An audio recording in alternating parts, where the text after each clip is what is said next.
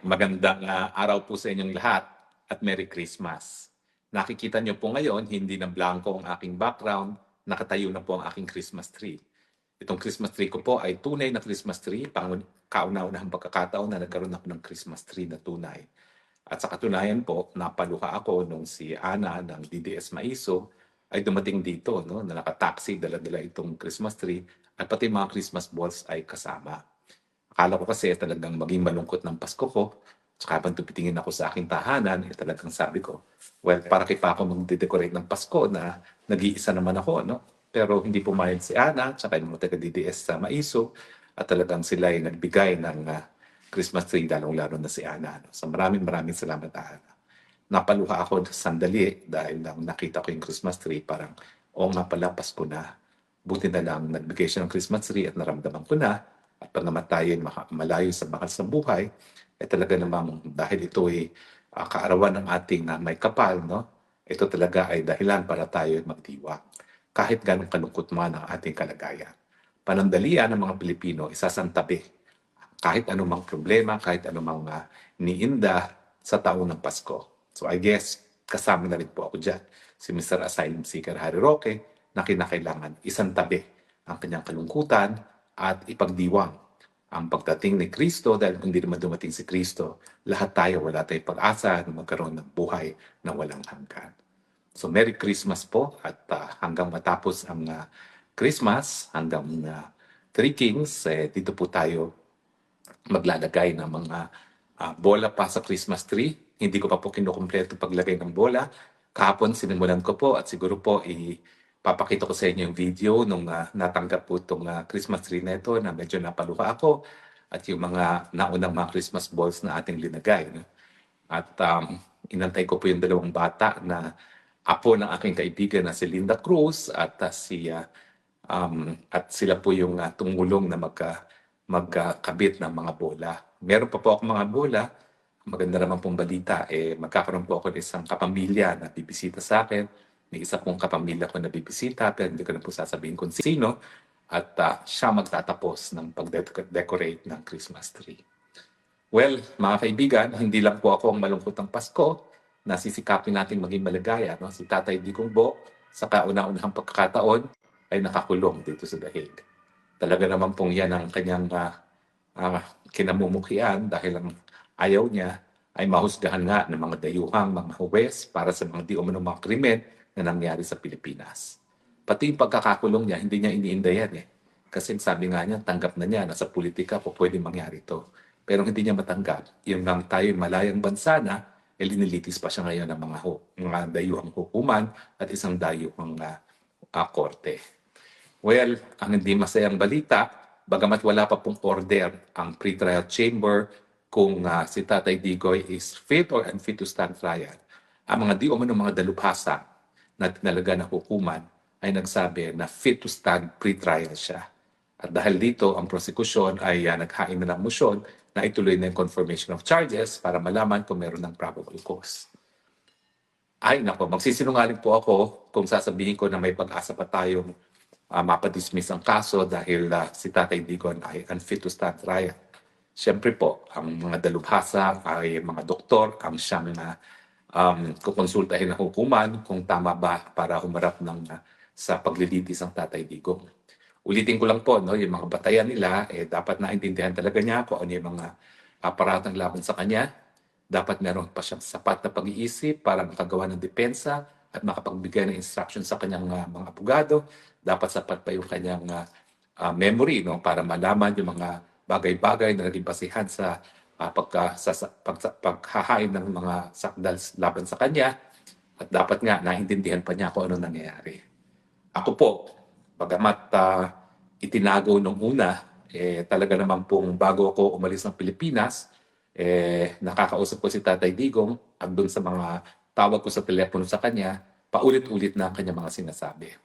At dahil ako naman po ay ang dami ko naalaga ang mga matatanda dahil ako nga lang po yung nag-iisa sa Pilipinas. No?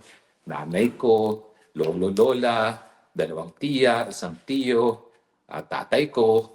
Alam ko naman po na si Tatay Digong talaga ay meron na kung hindi po severe, meron ng moderate case of Alzheimer's. No? Well, siyempre po, ayaw natin i-anunsyo yan dahil pinakamamahal nating Pangulo si Tatay Digong, kaya hindi po muna dinisclose yan. No? So nalulungkot po ako na bagamat inaamin na ni Tatay Digong ang kanyang kondisyon sa pag-iisip na hindi na niya maalala kung ano mga pangyayari doon sa panahon na siya ay nasasakdal at therefore hindi na siya po pwedeng makagawa ng depensa, ang sinabi ng hukuman siya daw po ay meron pang sapat na kakayahan para harapin ang mga paratang laban sa kanya. Ako po, may personal na experience ako. Hindi ako doktor, pero ako naman po, dahil nag-alaga ako ng at least 7 tao na meron din Alzheimer's, na umabot ng edad na 80, alam ko po na wala na pong sapat na kakayahan tumayo si Tatay Digong. Hindi na nga po niya maalala kung ano yung mga paratang sa kanya. Hindi niya maalala kung i-deny niya o i-admit niya yung mga inutos na di umanong pagpapatay. Hindi na po niya makabibigay ng depensa sa kanyang abogado. Kaya nga po tingin ko, pinagkakatiwalaan lang niya ang abogado niya dahil siguro po, unang-una, hindi nga siya bihasa sa international law. So feeling niya, hindi naman siya po pwedeng maging authority dun sa kanyang depensa. Pero tingin ko mas importante dahil nga po, wala na nga yung sapat na cognitive ability para ipagdikit-dikit yung mga pangyayari para magkaroon ng epektibong depensa. Nakalulungkot po yung ganyang rekomendasyon ng mga doktor kasi ako mismo hindi doktor. Alam ko po, hindi na siya sapat talaga. Wala na siyang sapat na kakayahan marap sa paglilitis. At kung hindi nga po na-concern ng pamilya, ayaw naman nilang malaman ng taong bayan na limot-limot na nga si Tatay Digong, since day one, gusto na sana nilang ipahiwatig ito sa publiko. Siyempre, yun nga po, no, inalala din nila yung reputasyon naman ni Tatay Digong at inalala rin nila na nais nilang maalala ng taong bayan si Tatay Digong when he was at his best. Pero sabi ko nga, tayong mga Pilipino, nakakaintindi naman ng mga ganyang bagay dahil lahat naman po tayo tatanda.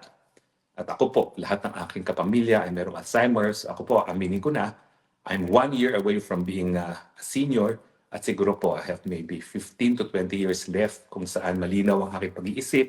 At sa tingin ko, sasapitin ko rin yung sinapit ng aking mga ninuno dahil itong Alzheimer's po, pag-ilimot-limot ay genetic. No? Ngayon pa nga lang po, hindi ko na maalala yung mga pangalan no, ng mga tao na palagi ko nakakausap. Minsan nakakalimutan ko yung pangalan pati ng aking aso. Ng aking aso na mahal na mahal. No? So napaka-tindi po niya no, na hindi ko na maalala ng mga pangalan. So yan po talaga ay sign na talagang papunta na rin ako doon. Kaya nga po, I sympathize with the President kasi kami mga diabetes, kami particularly prone doon sa sakit na Alzheimer's. No? Anyway, so ano pong aasahan natin? Well, aasahan po natin na dahil wala namang pong ebidensya to the contrary, baka i-sustain po ng hukuman yung finding ng mga dalubhasa na kaya niya humarap sa paglilitis. At ang susunod na ang susunod po na stage ay itutuloy na yung naantalang confirmation of charges kung saan magpipresenta ng ebidensya ang prosecution at dapat magpresenta rin ng ebidensya ang mga akusado si Tatay Digong upang malaman kung meron bang probable cause. Pero alam nyo, sa takbo ng kaso, meron pa bang nagdududa na talagang ang ICC mas kinakailangan nila si Tatay Digong at hindi na nila iintindihin yung mga dahilan kung bakit dapat ma-dismiss ang kaso, lalong-lalo na yung issue na wala naman talagang jurisdiction. At sa tingin ko, bago magpasko, yan po ang ating huling pag-uusapan dahil nabasa ko nga po yung kanilang appeal at in fairness, napakaganda naman po ng appeal ng mga abogado ni Tatay Digong at malakas ang laban natin na ma-dismiss kaagad itong kaso lamang kay Tatay Digong at mapauwi si Tatay Digong. So siguro po, bago magpasko, pag-usapan po natin yan, babasahin ko isang beses pa na ako ay makuha ko lahat ng punto at napakahirap ko pong isipin kung paano hindi magdedesisyon ang korte na walang jurisdiction ng hukuman. Yan po ang katotohanan. Dahil doon po sa apela ni Tatay Digong, hindi lang niya kinwestiyon yung hindi na pagiging miyembro ng ICC noong nagsimula ang preliminary investigation, linabas na rin yung issue ng kidnapping. At yung kidnapping ay magre-resulta sa abuse of process, no? Na dapat talagang baguhin dahil ang karapatang pantao naman po ngayon ay nag-develop na in such a way na talagang kapag ang pamamaraan ng pagkuha sa pagkatao ng akusado ay mali, dapat hindi na magpatuloy ang kaso. So, pag-usapan po natin yan. Pero sa ngayon po, mukhang mababasura na naman ang motion ni Tatay Digong na madismiss ang kaso dahil siya ay wala na sa tamang pag-iisip at mukhang magtutuloy tayo sa confirmation of charges. Well, wag po tayo mawala ng pag-asa kasi ang sinasabi ko naman talaga, ang pinakamalakas na basihan ay yung lack of jurisdiction kasi yan po ay legal issue. Wala na po yung factual issue. Itong kakayahan para humarap sa paglilitis, yan po ay factual, medical, no?